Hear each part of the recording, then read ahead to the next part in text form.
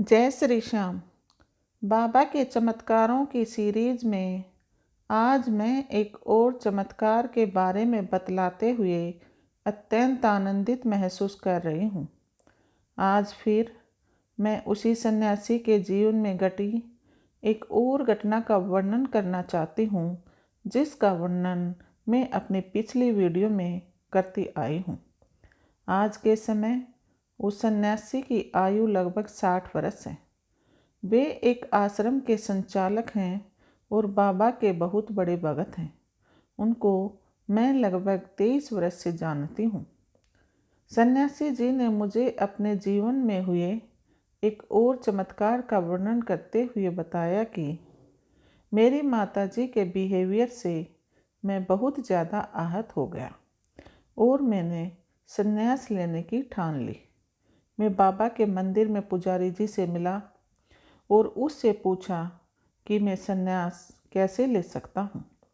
उसने बताया कि अगर तुम सचमुच संन्यास लेना चाहते हो तो पूरे विधि विधान से लो। मैंने पुजारी जी से फिर पूछा मुझे क्या करना होगा। उसने बताया कि संन्यास लेने के लिए मुझे गेरुआ चोला धारण करना होगा और पूजा पाठ करवानी होगी। मुझे ज़्यादा नॉलेज नहीं थी, इसलिए मैंने पुजारी जी से पूछा कि सिर्फ कपड़े धारण करने में पूजा पाठ की क्या आवश्यकता है। तब पुजारी जी ने मुझे कहा कि पूजा पाठ करके ही आपको शपथ दिलाई जाएगी कि आप सन्यासी जीवन व्यतीत करोगे। गृहस्थ जीवन से आपका कोई वास्ता नहीं होगा। पुजारी जी की यह बात सुनकर मैंने कहा, आप मुझे बताइए किस चीज़ की आवश्यकता है, मैं आपको लाकर देता हूँ। आप पूरे विधि विधान से मुझे संन्यास धारण करवाइए। पुजारी जी मेरी बात सुनकर गहरे सोच विचार में डूब गए। मैंने पूछा, अब क्या हुआ? तब उन्होंने कहा, बेटा, अभी तुम बहुत छोटे हो। तुम्हारी संन्यास धारण करने की आयु अभी नहीं है, इसलिए थोड़ा सा ठहर जाओ और ठंडे दिमाग से फिर सोचो। जल्दबाजी में कोई भी निर्णय नहीं लेना चाहिए। उन्होंने मुझे बहुत समझाया, लेकिन मैं अपनी बात पर अडिग रहा। जब पुजारी जी को मुझे समझाते हुए काफ़ी देर हो गई तो मैंने कहा, ठीक है, आप मुझे संन्यास धारण करवाना नहीं चाहते तो मैं किसी और से संन्यास धारण कर लूँगा। मेरी बात सुनकर पुजारी जी कहने लगे, बेटा, तुम्हें कहीं और जाने की बिल्कुल भी आवश्यकता नहीं है। ऐसा करो, तुम अपने घर से परमिशन ले आओ, मैं तुम्हें संन्यास धारण करवा दूंगा। मैंने कहा, मेरे पिताजी अब इस दुनिया में नहीं रहे, यह आप जानते हो, और मेरी माताजी का मेरे साथ बिहेवियर अच्छा नहीं है, यह भी आप जानते हो। फिर मैं किसकी परमिशन लेकर आऊँ? तब पुजारी जी ने कहा, तेरे चाचा चाची हैं, भाई बहन हैं और परिवार वाले भी हैं। तुम सबसे पहले अपने चाचा जी के पास जाओ। मुझे पुजारी जी की यह बात समझ में आ गई और मैं चाचा जी के पास चला गया। जब मैंने चाचा जी को अपनी तमन्ना बताई तो चाचा जी ने मुझे मना कर दिया। उसने कहा कि तुम मेरे पास रहोगे, मैं तुम्हें अच्छी शिक्षा भी दिलवा दूंगा और तुम्हारी देखभाल भी करूंगा। मैंने चाचा जी के सामने जिद कर ली कि अब मैं परिवार के बीच नहीं रह सकता, मुझे घर छोड़कर जाना ही पड़ेगा। कई दिनों तक झगड़ा होता रहा। आखिर में मेरी जिद के सामने चाचा जी ने हार मान ली और मुझे संन्यास धारण करने की परमिशन दे दी। यह बात पूरे गांव में जंगल की आग की तरह फैल चुकी थी। आखिर वह दिन आ ही गया जिस दिन मुझे संन्यास धारण करना था।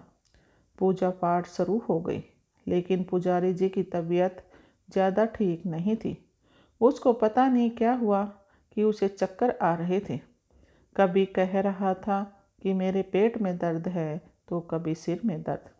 डॉक्टर ने मेडिसिन भी दे दी थी, लेकिन फिर भी उसको आराम नहीं हो रहा था। पूजा शुरू करवाने का समय हो चुका था। पुजारी जी ने हिम्मत करके पूजा शुरू करवा दी। उसने मुश्किल से एक मंत्र ही बोला था कि वह बेहोश होकर गिर गया। सभी कहने लगे, यह तो अपशगुन हो गया, इस बच्चे को संन्यास धारण नहीं करना चाहिए, क्योंकि पुजारी जी की तबीयत खराब होने के कारण उसके पूजा पाठ में विघ्न उत्पन्न हो गया। गांव में और भी पंडित थे जो पंडिताई करते थे, उनसे भी कहा गया कि आगे की प्रक्रिया पूरी करो, लेकिन पता नहीं ऐसा क्या हुआ कि 2 पंडित और आए। उन्होंने भी आगे प्रक्रिया शुरू की, लेकिन बीच में ही उनकी तबीयत भी खराब हो गई। मेरी छोटी सी पूजा पूरी हो ही नहीं पा रही थी।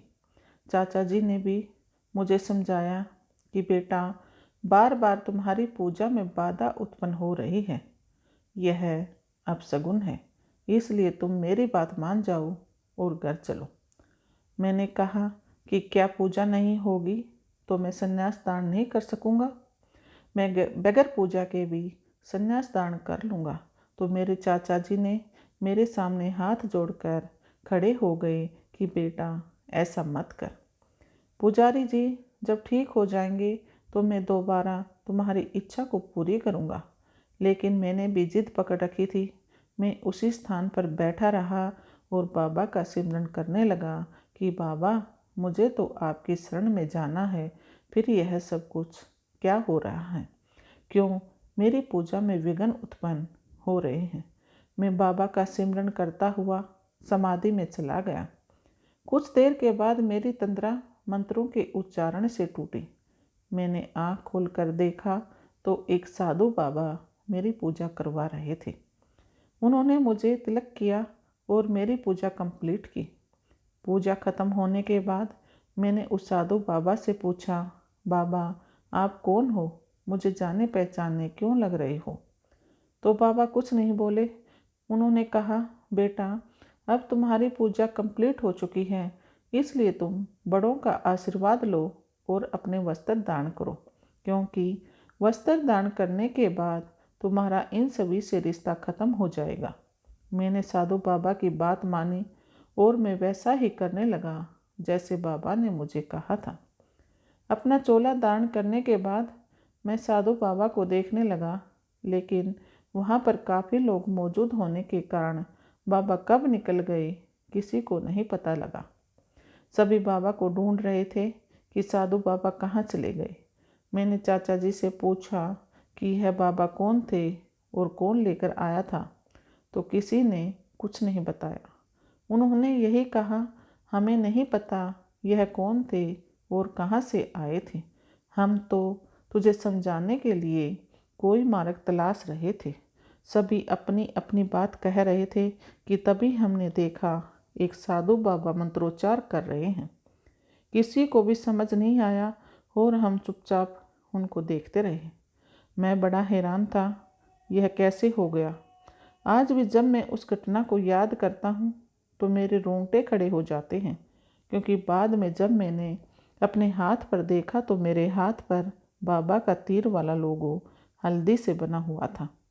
मैं समझ गया था कि यह बाबा ही थे जो साधु के वेश में आकर मुझे सन्यासी बनाकर चले गए। आप चाहे कुछ भी कहें, लेकिन मेरा बाबा पर अटूट विश्वास है। मैं तो आज भी यही सोचता हूँ कि यह अवश्य ही मेरे खाटू बाबा थे। मेरे जीवन का यह बहुत बड़ा चमत्कार था। दरअसल मेरे जीवन में जितने भी चमत्कार हुए हैं, मैं उनको बहुत बड़ा चमत्कार ही मानता हूँ, क्योंकि ऐसी ऐसी घटनाएं मेरे जीवन में घटी हैं जिन पर कोई भी विश्वास नहीं कर सकता। लेकिन आज भी जब मैं ध्यान करता हूँ तो ऐसा एहसास होता है कि वही साधु बाबा मेरे सामने बैठे हैं और मंत्रोच्चार कर रहे हैं। मैं उनके मंत्र को सुनता सुनता समाधि में चला जाता हूँ। जय श्री श्याम।